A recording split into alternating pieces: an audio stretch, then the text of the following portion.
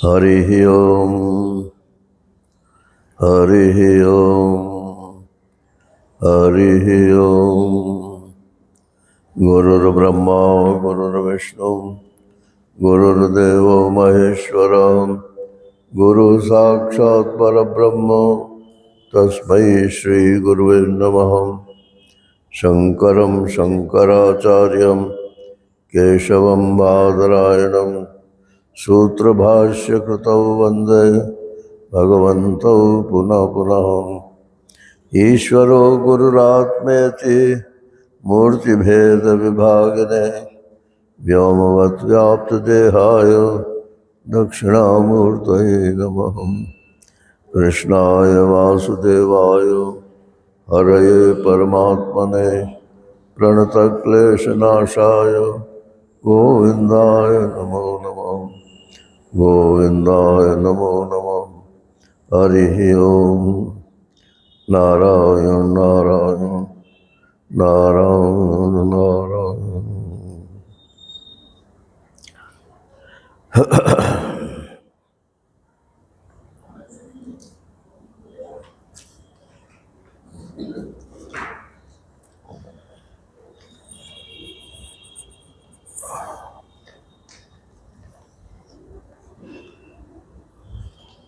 सर्वम आत्मा इति सम्यक धी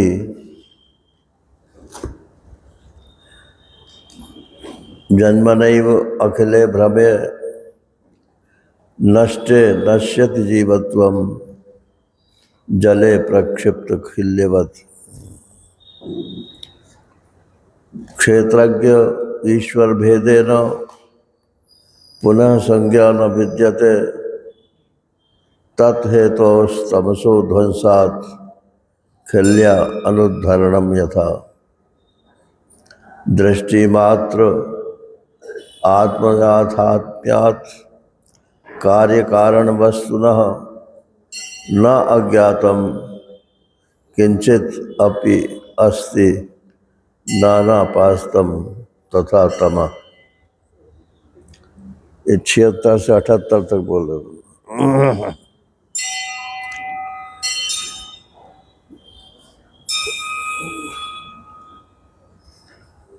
एक तो है कि मैं ब्रह्म हूँ और एक है कि सब ब्रह्म है और एक है ब्रह्म सब है और एक है सब नहीं ब्रह्म ही है।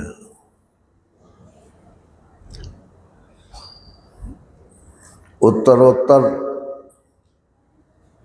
बोध की गहराइयाँ हैं। मैं ब्रह्म हूँ ये तो मनन के बाद निधिध्यासन में पहली बात है। मैं ब्रह्म हूँ तो मैं का शोधन हो चुका है। मैं माने क्या है? मैं माने ये व्यक्ति क्या व्यक्ति को बताया जा रहा है कि मैं ब्रह्म हूँ? तो मैं का शोधन जब तक ना हो तब तक अहम ब्रह्मास्मि सिद्ध थोड़े होता है। और ब्रह्म का भी शोधन होना चाहिए। ब्रह्म माने ब्रह्म ही है, ईश्वर नहीं है, कोई देवी देवता नहीं है। ईश्वर नहीं है माने कारणात्मक सत्ता नहीं है। ब्रह्म किसी का कारण नहीं है। ब्रह्म तो कार्य और कारण सबका अधिष्ठान है। जितनी भी कार्य कारणता है वो सब ब्रह्म अधिष्ठान के ऊपर ही आधारित है। तो मैं ब्रह्म हूँ, इसमें मैं का भी शोधन होना चाहिए और ब्रह्म का भी शोधन होना चाहिए। तब इधर मैं का संशोधन जब होगा तो मैं ये शरीर नहीं हूँ, मन नहीं हूँ, बुद्धि नहीं हूँ, और क्या, जीवात्मा नहीं हूँ, चिदाभास साक्षी नहीं हूँ, शुद्ध साक्षी निर्विकार हूँ। साक्षी नहीं हूँ, शुद्ध साक्षी निर्विकार हूँ। केवल साक्षी कहने से उसमें परिच्छिन्नता बनी रहती है। मन इसके अंदर कोई चीज़ है, अंडा जल रहा है और वो सबको देख रहा है, ऐसा साक्षी का भाव उदय होता है। लेकिन बल्ब जल रहा है भीतर, तो बल्ब की जो परिच्छिन्नता सीमा है वो भी तो दिख रही है ना, तो परिच्छिन्न मैं वाला ही साक्षी हुआ। इसलिए विद्यारण्य स्वामी जी ने मैं परिच्छिन्न साक्षी के साथ में फिर निर्विकार साक्षी और फिर ब्रह्म साक्षी, ये 3 विभाग किए। निर्विकार साक्षी, साक्षी कोई गुण नहीं है कि जैसे इसमें से लाइट निकल रही है तो ये लाइट जो है ये तो बिजली का एक गुण है। तो साक्षी किसी कोई गुण नहीं है ना, वो स्वयं प्रकाश स्वरूप है। और प्रकाश स्वरूप होने के कारण वो परिच्छिन्न नहीं है, उसमें कोई विकार नहीं है।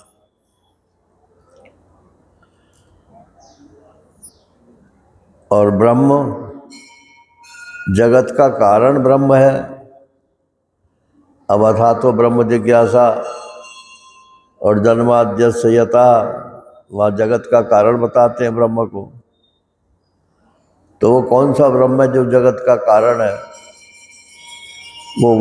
वो वाला ब्रह्म नहीं है जो जगत का कारण है, वो तो ईश्वर है। जगत के कारण में माया लगी रहती है, तो ये तो माया रहित ब्रह्म है। तो ये ब्रह्म का संशोधन है। तो वहाँ भी सिर्फ चिन्मात्र ज्ञान मात्र रहेगा और यहाँ भी अहम में भी सिर्फ ज्ञान मात्र रहेगा, साक्षी में भी। तो ज्ञान मात्र दोनों एक है, ये एकता हो जाती है। तो जब हम कहते हैं मैं ब्रह्म हूँ, तो सिर्फ ज्ञान मात्र को लेकर के ब्रह्मता होती है, किसी पावर शक्ति को लेकर के एकता नहीं होती है।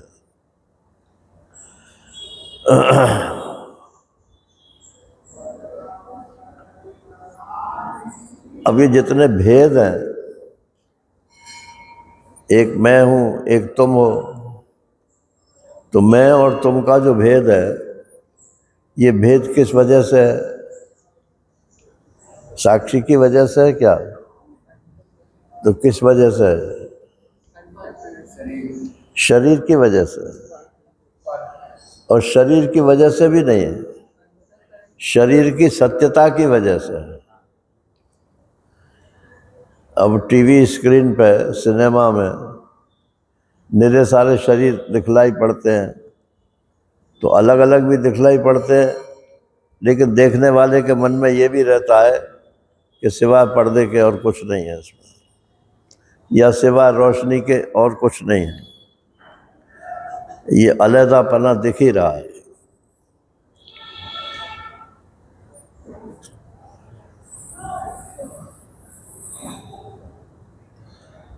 तो मैं ब्रह्म हूँ, इसके बाद सब ब्रह्म है। तो सब ब्रह्म कैसे है कि जैसे सिनेमा के पर्दे पर सब जो कुछ भी दिखलाई पड़ता है वो सिनेमा का पर्दा ही है और कुछ नहीं है, या रोशनी ही है और कुछ नहीं है। तो अधिष्ठान के रूप से सब ब्रह्म है। अलग अलग रूप से ब्रह्म मत समझ लेना, फिर तो स्त्री और पुरुष दोनों को एक ही मानोगे। अगर सब एक ही है तो कुत्ता और भेड़िया, आदमी, सबको एक ही मानोगे? ऐसे थोड़ी है एकता। एक ही अधिष्ठान में ये सब दिखाई दे रहे हैं।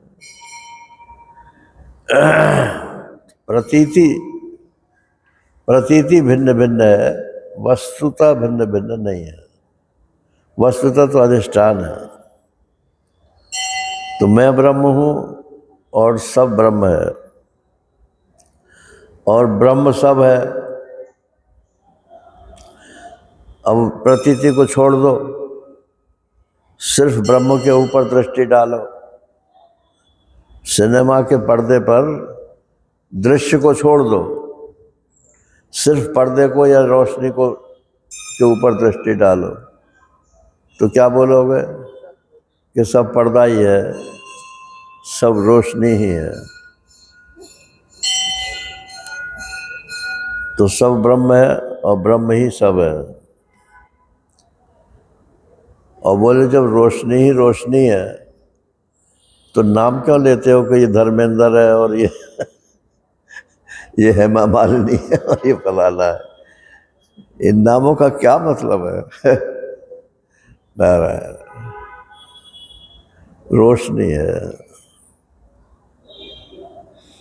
तो सब नहीं है, रोशनी है, सिर्फ रोशनी ही है। वही रोशनी यहाँ भी है जो देख रहा है, और वहाँ भी है जो दिख रहा है, और बीच में भी है जो दोनों के भेद को देख रहा है। मैं और आपके बीच में कुछ दूरी है कि नहीं? वो दूरी भी दिख रही है कि नहीं दिख रही है? तो वो दृश्य है या नहीं है? तो जैसे आपका शरीर दृश्य है या मेरा शरीर अपने को दृश्य है, ऐसे ये बीच का जो गैप है ये भी तो दृश्य ही है। तो दृश्यत्वेन, दृश्य रूप से सब एक ही है। तो जैसे ही हमको ये ज्ञान होता है कि सब आत्मा ही है, सब ब्रह्म ही है, सब एक ही रोशनी ही है, तो सारे भ्रम, जीव ईश्वर के भ्रम, जीव जीव के भ्रम, जीव जगत के भ्रम, ये सब के सब एक साथ मिट जाते हैं। दृष्टांत कि जैसे जल में नमक की डली डाली तो सब एक अमेक हो गए। ये व्यवहार के लिए एकता नहीं बताई जाती, ये भी ध्यान में रखने की बात। वेदांत का व्यवहार से विरोध नहीं है, लेकिन व्यवहार को सिद्ध करना भी उसका उद्देश्य नहीं है। व्यवहार की असलियत को पहचानना उसका उद्देश्य है।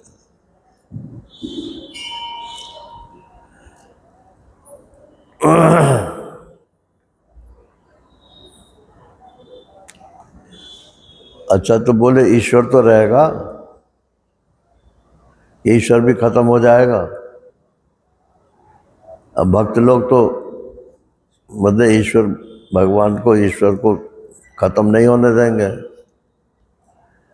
तो बोले वो तो रहेगा और अपने से भिन्न ही रहेगा।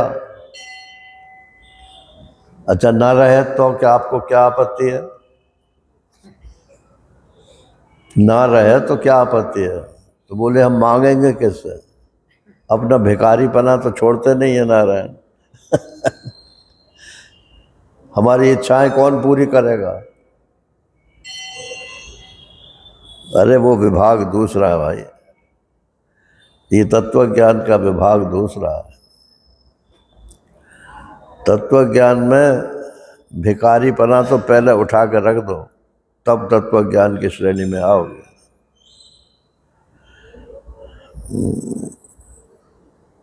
जब कर्मयोग जैसी गीता में जो कर्मयोग है, तो निष्काम कर्मयोग बताते हैं कि नहीं?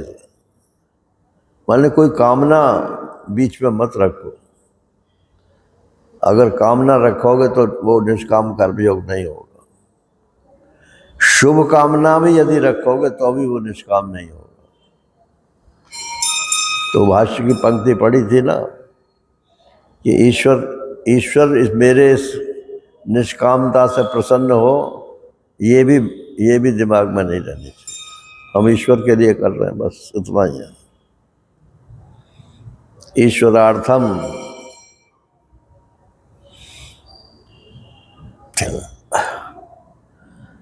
अब ये जीव और ईश्वर ये दो हैं कि एक है? बोले ये तो बने रहेंगे ना, जीव और ईश्वर तो। बोले इनकी भी स्वाहा हो गई, क्योंकि जीव और ईश्वर का जो भेद है वो तो अविद्या अज्ञान के कारण है। अब जब अज्ञान ही नष्ट हो गया तो इनका भेद कैसे रहेगा? तो जैसे नमक की डली घुल गई तो फिर वापस नहीं निकाली जा सकती। इसी तरह से जब सारे भेद समाप्त हो गए, फिर ईश्वर और जीव का भेद और जीव और जगत का भेद, ये सब भेद कोई नहीं निकाला जा सकता। अब आगे कहते हैं कि रस्सी में तो सांप का भ्रम हो सकता है, रस्सी में अंधेरे के कारण सांप का भ्रम हो सकता है। अच्छा, एक दफे जान लिया हमने कि ये सांप नहीं है, भ्रम टूट गया। फिर थोड़ी देर पीछे फिर उधर से निकले और फिर अंधेरा है वहाँ, तो फिर सांप का भ्रम हो सकता है, चाहे क्षण भर कोई हो। लेकिन फिर क्या होगा? अरे अभी तो देखा था मैंने, सांप नहीं था, रस्सी है। फिर हट जाएगा वो। तो बार बार सांप आएगा, बार बार निकलेगा। तो बोले यहाँ ऐसा नहीं होगा, एक दफे सारे भेद समाप्त हो गए तो हमेशा हमेशा के लिए समाप्त हो गए। कार्य और कारण माने जगत और ईश्वर,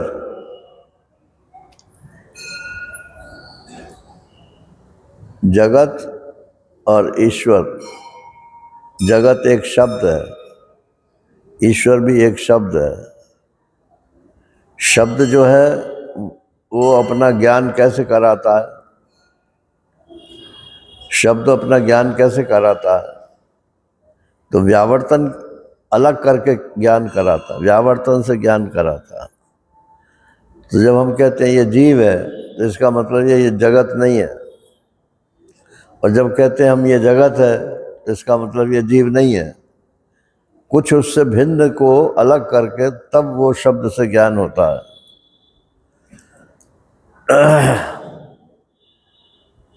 लेकिन ज्ञान के अलावा और क्या है? जीव है, समझ लो ये घड़ी है, यह घड़ी है, यह घड़ी है, तीन शब्द आए ना। तो यह जो है ये तो बाहर है और घड़ी भी बाहर है, और ये है क्या है? इस सत्ता का जो बोध हो रहा है, सत और चित तो मिले ही हुए रहते हैं, कभी अलग नहीं होते। तो सत्ता का जो बोध हो रहा है ये तो चित्त में ही हो रहा है ना, ज्ञान में ही हो रहा है। तो घड़ी का होना या ना होना नारायण, और यह है और या मैं या वह, ये सारे बोध जो हैं सब ज्ञान में ही होते हैं नारायण। तो ज्ञान के अलावा और संसार में कुछ है ही नहीं। तो जहाँ अज्ञान की निवृत्ति हुई वहाँ ना कार्य रहता है, ना कारण रहता है, ना जीव रहता है, ना जगत रहता है, हमेशा हमेशा के लिए अद्वैत हो जाता है।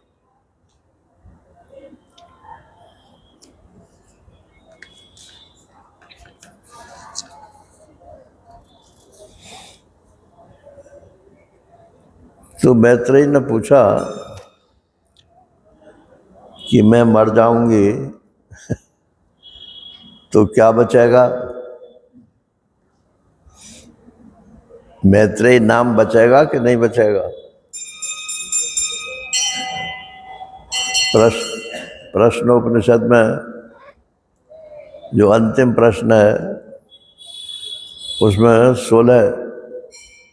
16 लक्षण जीवात्मा के बताए, और अंतिम लक्षण जो है वो नाम बताया। तो बोले कि मर जाएगा तो कौन से लक्षण रहेंगे और कौन से लक्षण नहीं रहेंगे? तो बोले 15 लक्षण तो उसके साथ ही खत्म हो जाएंगे। और 16वां जो नाम है, वो नाम फलाना आदमी कौन मर गया भाई, वो अमुक नाम वाला मर गया। नाम तो रहेगा उसका, लेकिन वो नाम भी कितने दिन रहेगा। अरे अगली पीढ़ी, हमारे एक बाबा थे, तो उन्होंने कहा तुम अपने बाबा का नाम जानते हो? उनके हाँ जानते हैं। तो बताओ, बता दिया हमने। बोले परबाबा का क्या नाम था? मैंने बाबा के पिताजी का। मैंने कहा वो नहीं जानते हम। वाह, जानना चाहिए। अगर आप अपने परिवार के लोगों को ही नहीं जानोगे तो और किसको जानोगे? अरे लोगों को तो अपने बाबा का भी नाम नहीं मालूम, परबाबा की तो बात छोड़ो।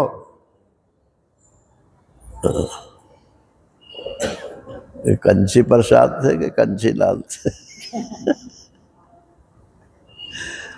गांव में दो दो लोग थे, एक का नाम कंची लाल था, एक का नाम था कंची प्रसाद था। तो हमारे बाबा जो थे वो तो कंची प्रसाद थे, और दूसरे जो थे वो कंची लाल थे। तो अब लोग भ्रम डाल देते थे, कंची प्रसाद थे कंची लाल थे। तो ये तो इमीडिएट भ्रम है नारायण, और थोड़े दिन पीछे तो कंची भी भूल जाएंगे।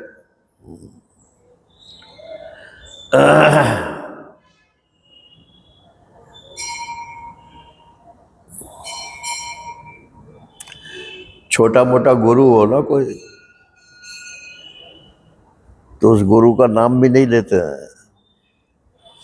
और कोई बड़ा बड़ा गुरु हो, बड़े नाम वाला, तो उसके 10 दफे सुबह से शाम तक गाएंगे हमारे गुरु जी फलाने थे, हमारे गुरु जी फलाने। और किसी छोटे मोटे से दीक्षा नहीं हुई हो तो उसका नाम नहीं लेते।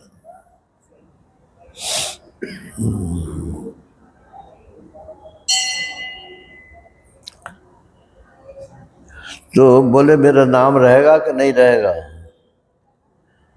तो बोले तेरा नाम भी नहीं रहेगा। कितने लोग याद रखेंगे तेरा नाम? अरे मैं तेरा पति हूं, जब मैं ही संन्यास्त होकर जा रहा हूं, जब मैं ही तेरा नाम नहीं लूंगा तो और तेरा कर नाम लेने वाला कौन रहेगा? ये नाम की जो मन में ख्वाहिश रहती है, ये समय में, टाइम में कंटिन्यूटी बनाए रखने के लिए। ये परिवार की जो स्कीम है, ये इसीलिए है कि हमारा नाम चलता रहे। तुम देखने आओगे कि मेरा नाम चल रहा है कि नहीं चल रहा है? कितने लोग आए, कितने लोग चले गए। तो ये उसका मैत्रेयी का जो प्रश्न है, ये कोई आध्यात्मिक प्रश्न नहीं है, ये तो संसारी लोगों का प्रश्न है। मेरा नाम रहेगा कि नहीं रहेगा? जो इसी समय मरने को तैयार नहीं है उसको तत्व ज्ञान नहीं हो सकता है।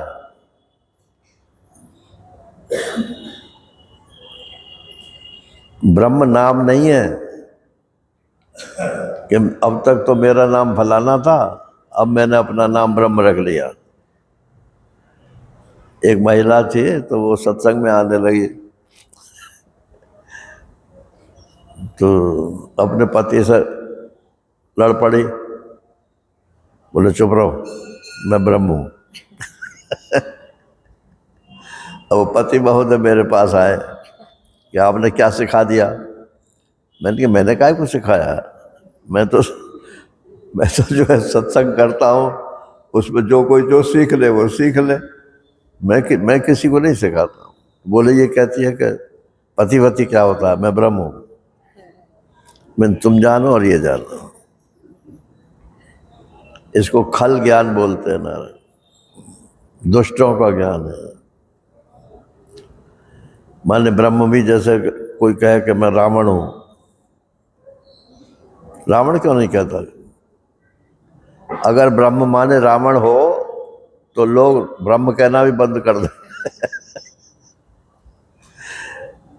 मैं राम हूं वो तो इसलिए नहीं कहते करे वो तो भगवान थे, और मैं रावण हूँ वो इसलिए नहीं कहते कि रावण की बदनामी है, तो अब मैं फलाना हूँ, मैं धमकाऊ रहा, यही चलता रहता।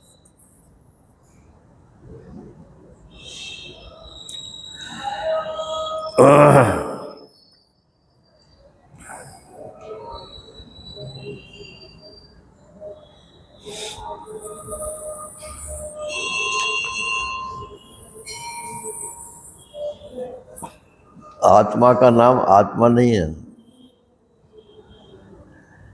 अगर यहाँ नाम सच हो, इस समय नाम अगर आत्मा का सच हो, तो मरने के बाद भी आत्मा का नाम सच रहेगा।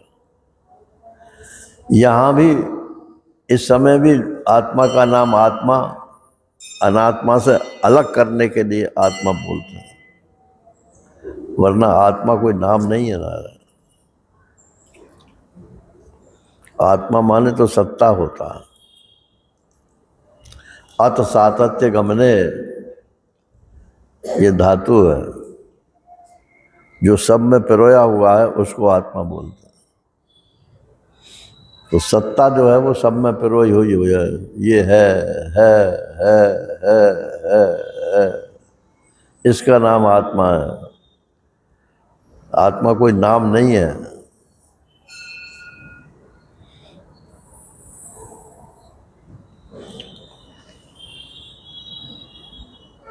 कार्य कारण नाशे पे स्वतः सिद्धम अनन्ययम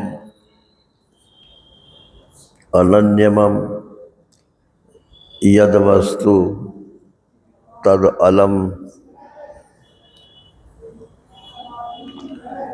स्वात्म संवित्य निरपेक्षता।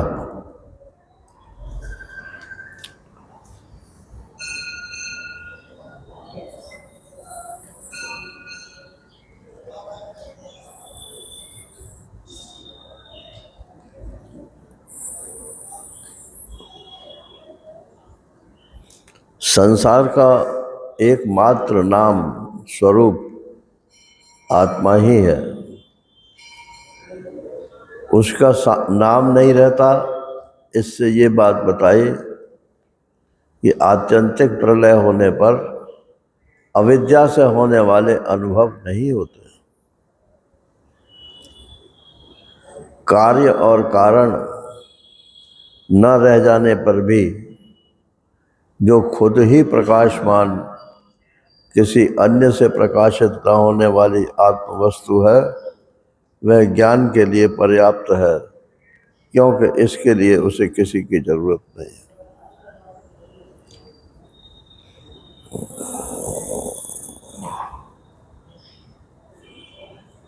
अच्छा, आत्मा का नाम मैं है क्या?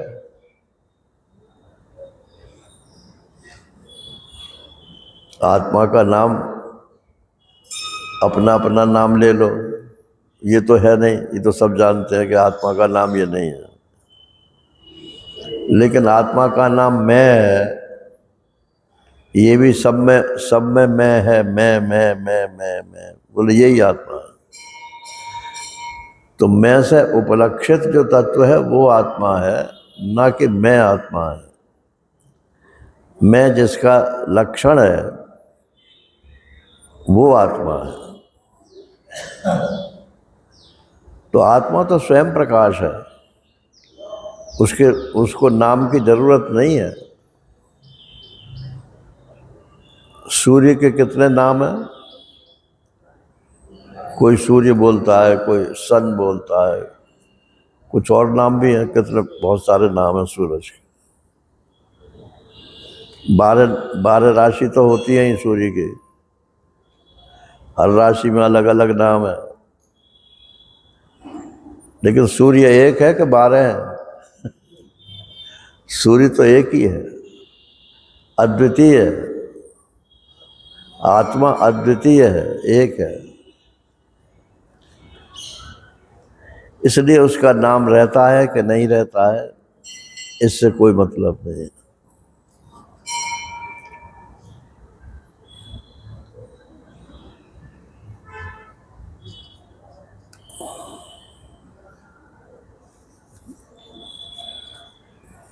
जैसे मान लो मेरे को ज्ञान हो गया, सपोज मान लो मैं मानूं कि मेरे को ज्ञान हो गया, तो मैं क्या क्या क्या कहूँगा, सोचूंगा मेरे को ज्ञान हो गया है, ये लोगों को पता चलना चाहिए। तो कुछ कुछ ढोंग धतूरा जरूर करूँगा उसके लिए। बोले और कुछ नहीं तो लाल कपड़े पहन लो, तो लोग ये तो समझेंगे कि कुछ हुआ तो है, वरना लाल कपड़े क्यों पहनता। फिर कहेंगे कि लाल कपड़े तो पहन लिए, अब कुछ बोलना सीख लो भाई, तो उधारू बोलना सीख लेते हैं।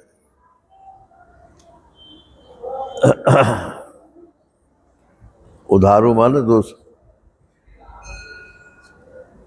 दूसरे से उधार लेकर के सीख लेते हैं, उनका अपने शब्द नहीं होते हैं। ज़्यादातर जो वेदांत के प्रवचन करने वाले लोग हैं, ज़्यादातर वो सब उधारू हैं। वो अपने आप सोच करके कोई तत्वज्ञानी हुए हों ऐसा नहीं है, वो शब्द रट लिए हैं उन्होंने, उन रटे रटाए शब्दों को ही बोलते रहते हैं बस।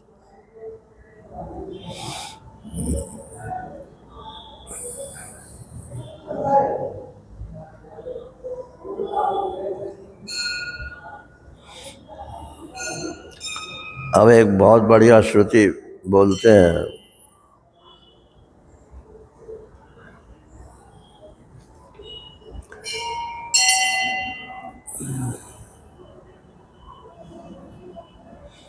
यत्र ही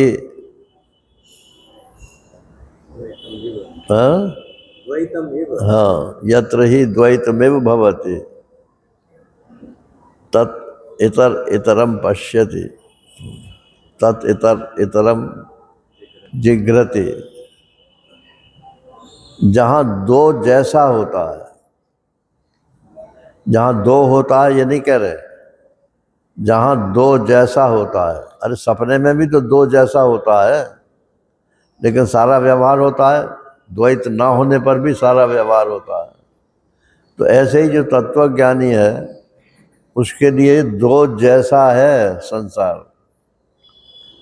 जहाँ दो जैसा होता है वहाँ कोई किसी को देखता है, कोई किसी को सुनता है, कोई किसी को करता है। और यत्र आत्मैवाभूत विजानता, और जिसने अपने आप को केवल यही जाना कि मैं तो आत्मा ही हूँ, तो तत् केन कम पश्येत केन कम विजानियात इत्यादि। अब कौन किसको किसके द्वारा देखे, सारी त्रिपुटियाँ ही विलीन हो गई हैं।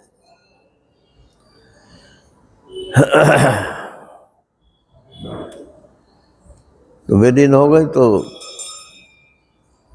हाथ पे हाथ धरे बैठे रहो। बोले यत्र ही द्वैत मेव भवति, तत्वज्ञ का जो व्यवहार है वो द्वैत में नहीं होता है, द्वैत मेव में होता है। द्वैत जैसा, पहले सच्चा द्वैत मानता था, अब तत्व ज्ञान होने के बाद वो द्वैत मिथ्या हो गया है। मिथ्या हो गया है माने रस्सी जल तो गई है, लेकिन उसकी इमेठन जो है वो नहीं जले हैं। अब वो बांधने का काम नहीं कर सकती रस्सी।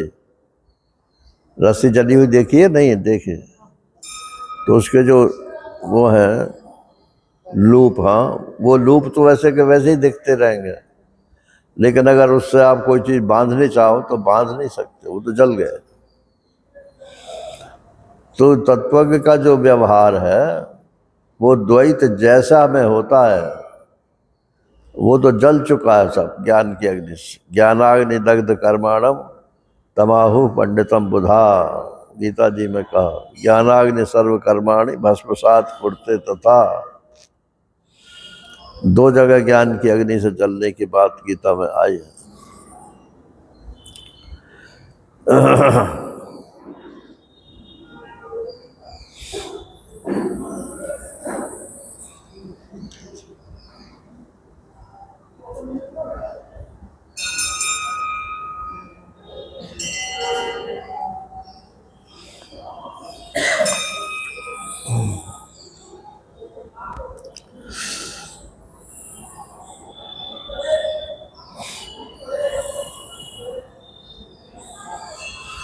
ये अद्वैत की दृष्टि जो है,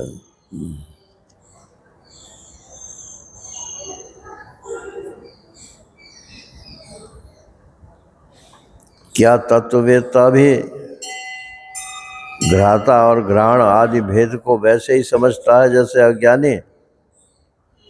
बोले नहीं, क्योंकि विद्या उत्पन्न हो जाने पर वैसा समझना संभव नहीं है। जिस विद्या की स्थिति में जगत इसका आत्मा ही हो गया, तब अद्वैत रूप परमार्थ तत्व में कौन किससे सूंघे इत्यादि सम्यक ज्ञान का उदय होने पर जिस विद्वान का आत्म संबद्ध अज्ञान ध्वस्त हो चुका है, उसके लिए कार्य कारण आदि भेदों वाला जगत वैसे ही नहीं है जैसे छठे प्रमाण का विषय नहीं। प्रमाण तो 5 ही है, तो छठा प्रमाण और क्या है? इन 5 इंद्रियों से तो वस्तु सामने दिखती है, और मन से जो चीज़ दिखती है वो होती नहीं है, बाहर नहीं होती है। वही छठा प्रमाण है।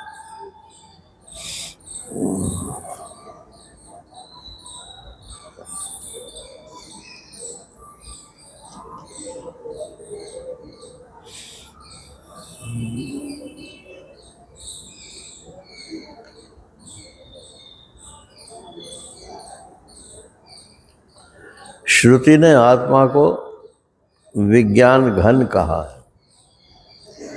ग्राहक आदि विभागेत्रो नास्ति तत्हेतु असंभवात् चिन्ह मात्र से स्वतः सिद्धेर विज्ञान घन इतेरता। देखो, एक तो विज्ञान में कोश है। विज्ञान में कोश में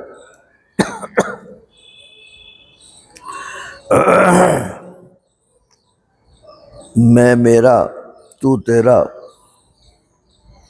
ये द्वैत जो है बना रहता है, विज्ञानमय कोश। और एक है विज्ञान घन। विज्ञान का घनी भाव माने उसमें भेद नहीं रहा। ये ऐत्रेय उपनिषद में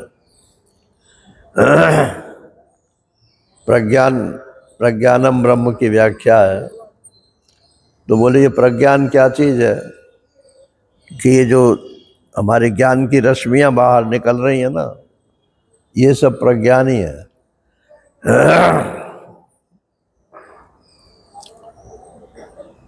तो जब बाहर निकल रही हैं, कान के रास्ते से निकली तो शब्द सुनाई पड़ेगा, आँख के रास्ते से बाहर निकली तो रूप दिखाई पड़ेगा, ऐसे। लेकिन अगर इनका घनी भाव हो जाए, 5 रश्मियाँ जैसे सुषुप्ति में एक हो जाती हैं, तो फिर कुछ मालूम पड़ता है क्या?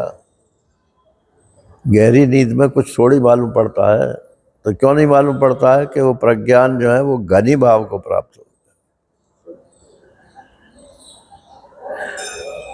तो ये जब तत्व ज्ञान हो जाता है, तो ये जो नेचुरल प्राकृतिक ढंग से अलग अलग प्रज्ञान की जो रश्मियाँ हैं बाहर निकल रही हैं, वो तो निकलती रहती हैं और बताती रहती हैं ये रूप है, ये दृश्य शब्द है, ये फलाना है, धमका,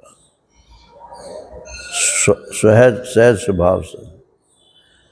लेकिन उसकी जो साक्षी स्वरूप है नारायण, साक्षी में प्रज्ञान नहीं होते हैं, सिर्फ प्रकाश होता है उसमें। और प्रकाश में प्रज्ञानों का प्रज्ञान माने प्रज्ञान तो बुद्धि में आकर के प्रज्ञान होते हैं। तो बुद्धि में आने से पहले जो साक्षी का स्वरूप है वो प्रज्ञान घन है। उसी को प्रज्ञानम ब्रह्म कहा है ना, प्रज्ञानम ब्रह्म। वो जो घनी भाव को प्राप्त हुआ प्रज्ञान है, उसको तुम ब्रह्म समझो। और ये जो उसकी रश्मियाँ हैं जो बुद्धि के द्वारा निकल रही हैं, ये भी हैं तो प्रज्ञान ही, लेकिन ये अलग अलग अलग अलग भेद वाली हैं, तो ये व्यवहार में तो काम आती हैं लेकिन अनुभव में काम नहीं आती। अगर ब्रह्म का अनुभव करना है तो प्रज्ञान के घनी भाव में जो सारी रश्मियाँ इकट्ठी हो गई हैं, सुषुप्ति में रश्मियाँ इकट्ठी होती हैं लेकिन वहाँ कुछ मालूम नहीं पड़ता है। समाधि में, निर्विकल्प समाधि में रश्मियाँ इकट्ठी होती हैं, वहाँ भी कुछ नहीं मालूम पड़ता है, लेकिन वहाँ सिर्फ एक चीज़ मालूम पड़ती है, मैं हूँ। अस्मिता का ज्ञान रहता है। लेकिन ये जो वेदांत की समाधि है, इसमें मैं हूँ का ज्ञान नहीं रहता, क्योंकि ये मैं जो है ये भी वृत्ति है। तो सिर्फ हूँ का ज्ञान रहता है, मैं हूँ का ज्ञान नहीं रहता है। हूँ माने सत्ता, सन्मात्र।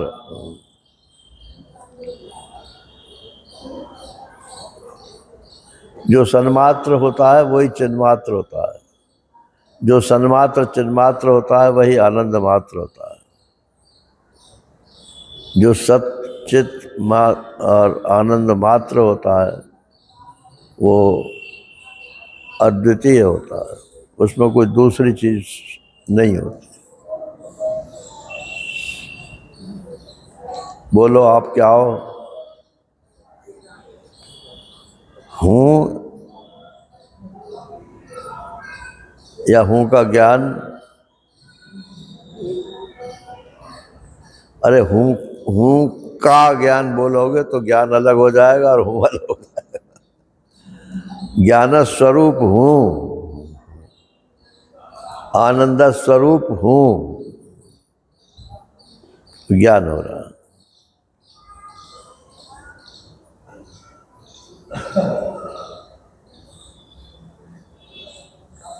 स्वामी राम सुखदास जी कहते हैं हूँ मत बोलो, है बोलो।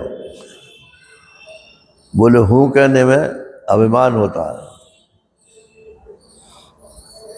और है कहने में, उनसे मैंने बोला नहीं लेकिन मैं पूछता हूँ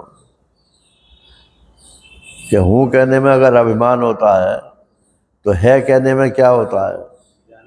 वहाँ जानने पाने का अभिमान होता है। और धातु तो एक ही है, नारायण। अस धातु के ही रूप है, चाहे अस्मि बोलो और चाहे असी बोलो। हूँ तो अस्मि हो गया, है तो अस्थि हो गया। नारायण, तो धातु तो दोनों में अस ही है। अस माने होना। तो जो ब्रह्म ज्ञान है वो तो धातु का ज्ञान है। और ये रश्मियाँ जो हैं ये सब उसके रूप हैं।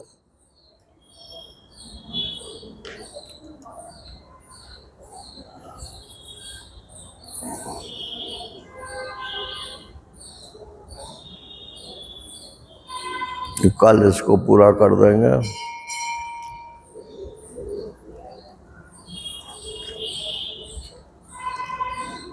(93) तक पहुंच गए।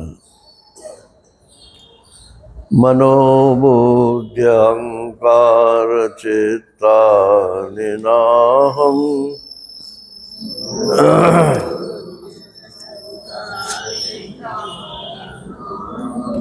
न च श्रोत्र जिह्वे न च घ्राण नेत्रे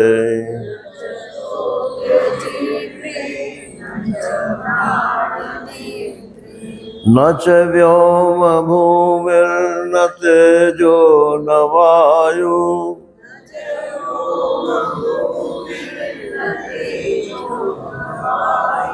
चिदानंद रूप शिवोहम शिवोहम।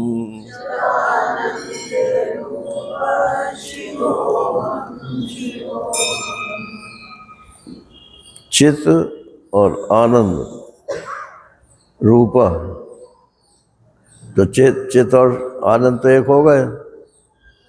और शिवोहम, अहम जो है ये सत्तात्मक हो गया ना, तो सच्चिदानंद घन हो गए। न च प्राणसंज्ञो न वै पंचवायु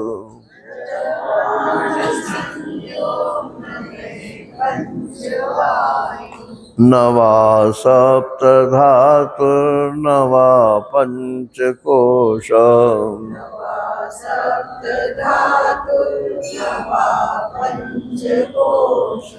न वाक्पाणिपादं न चोपस्थपायु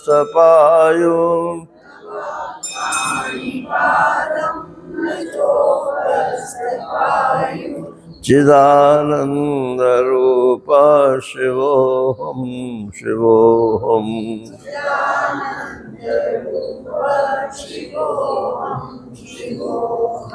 न मे द्वेषरागौ न मे लोभमोहौ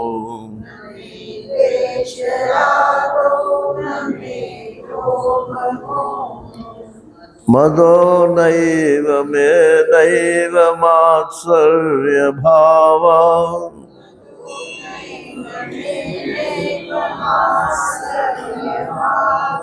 न धर्मो न चार्थो न कामो न मोक्षः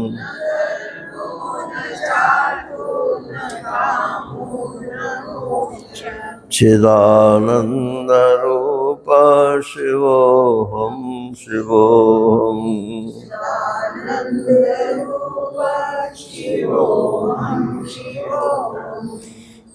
मुझे न धर्म चाहिए, न अर्थ, न काम और न मोक्ष देवाय। क्यों नहीं चाहिए? कि जो चीज़ें पहले से ही मौजूद है उनको चाहने की क्या जरूरत है। ये चित्त और आनंद और शिव और ये चारों पुरुषार्थ इसमें आ जाते हैं। न पुण्यम न पापम न सौख्यम न दुखम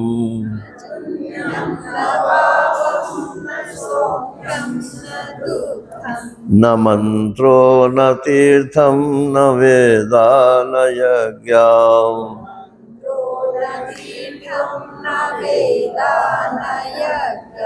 अहम भोजनम नैव भोज्यम न भोक्ता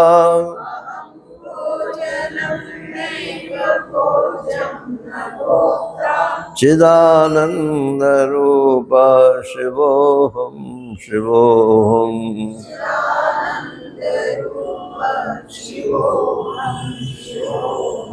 न मृत्युर्न शंका न मे जाति भेद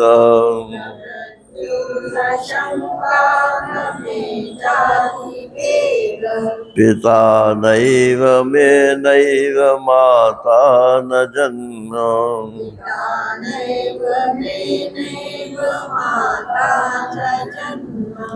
न बन्धुर्न मित्रं गुरुर्नैव शिष्यम्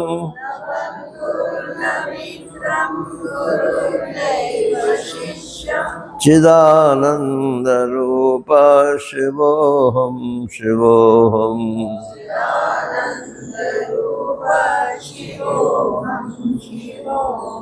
अहं निर्विकल्पो निराकार रूपो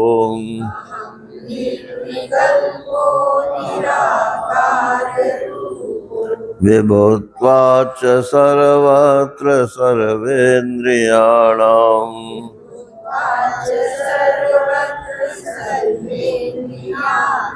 न चासंगतं नैव मुक्तिर्न मेया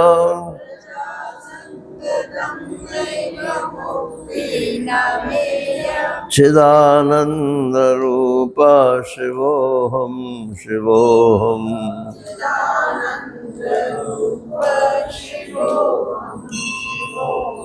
चिदानंद रूप शिवोऽहं शिवोऽहम्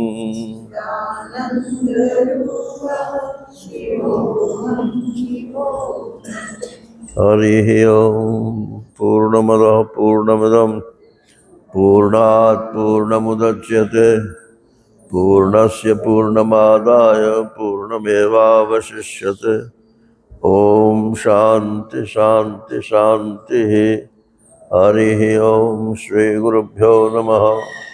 हरि ओम।